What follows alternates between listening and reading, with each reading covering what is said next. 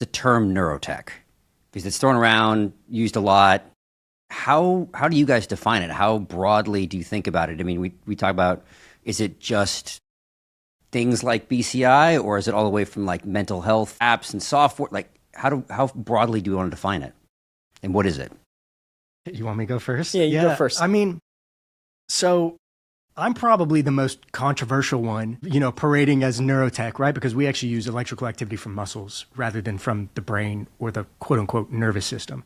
Now, to me, neurotech is really anything that takes electrical activity from the body, which all originates in the brain and then goes downstream to different places, and either using that electrical activity to communicate or do something with a machine, or to try to modulate the electrical activity and therefore what's going to the brain in the body, so bidirectionally. Would you consider then a pacemaker based on that definition? So technically I would, yeah, right? So I mean, it's at the end of the day, that's modulating like the body's inherent neural activity or electrical activity in order to do something. So absolutely, like, gastric stimulators, pelvic nerve stimulators, all of these things that are affecting the viscera or the organs of the body in some form or fashion, I would classify as neurotech personally.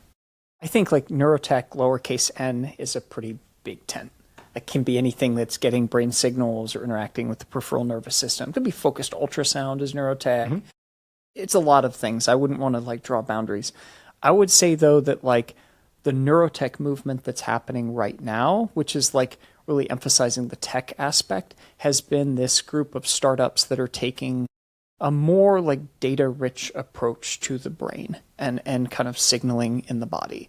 And I think I would distinguish that from, if you look at kind of like systems neuroscientists that were like working with the brain a decade ago, 20 years ago, like doing DBS, they have these like block diagrams of how the brain works. And it always reminds me of, there's a kid's song, like the head bone's connected to the neck bone, the neck bone's connected to the collarbone, but everybody knows that that's ridiculous. They're like, those aren't the real, like, that's not the right taxonomy for like the body. And I think like these systems things where you show like blocks of things connected and like, oh, we're stimulating in this area. And you're like, well, that's like 5 million neurons that you're stimulating at once. Like there's been this movement in my mind from really kind of like clinical, kind of like immature view of like the brain and interacting with the nervous system to a more data-rich system where you're like, okay, well, we're going to collect electrical activity from the muscles and we're going to build the most efficient decoder to control a prosthetic arm.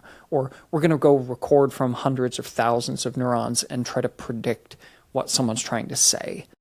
We're going to, like, there's this kind of leveraging sophisticated machine learning approaches to get as much out of the data as possible with an emphasis on the data rather than like kind of, I don't know, kind of cartoony drawing understanding of neuro.